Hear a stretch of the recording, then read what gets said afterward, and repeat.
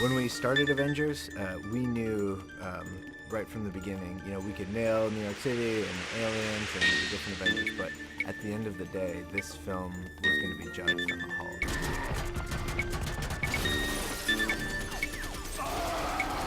Mark wore our iMocap suit out on set, and so every shot that had the Hulk, he did a performance for. The latest version of the suit has this triangle pattern all over it. So this new patented suit design works with a new tracking system that likes these sort of the corner features of all the triangles. So when you see him in the really silly suit, we're trying to get it so it's as easy to do on-set capture as it is to do capture on the stage.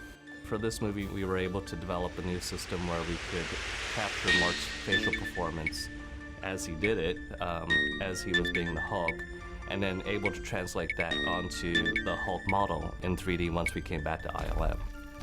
Puny God. What we were really looking for out of that was not only body performance, but really facial performance.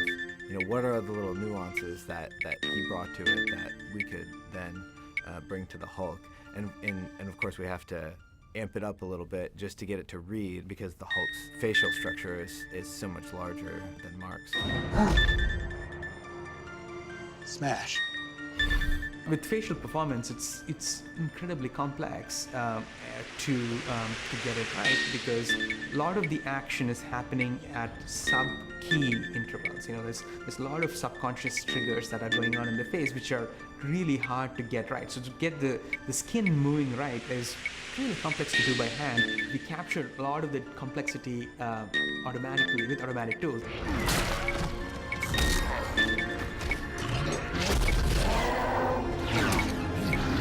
Just the expression that changes as you're looking at somebody is going to read very differently, and that's where animators really come into play, is working with the sensitivities of the facial expressions and the performance that's been given, but being able to adapt it to fit the character that they're going to need, so that the audience can understand what the actor was bringing to bear, but really feeling it in the character.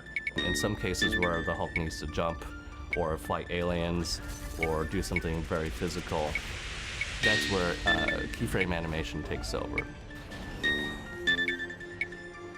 If it's something that's a little more subtle, or he's acting against Captain America or Thor, that's something where we can definitely use Mark's performance as a basis and then kind of push and manipulate that from there. So that could be a marriage of keyframe animation and what we capture on set with Mark, or it could be an entirely Mark performance.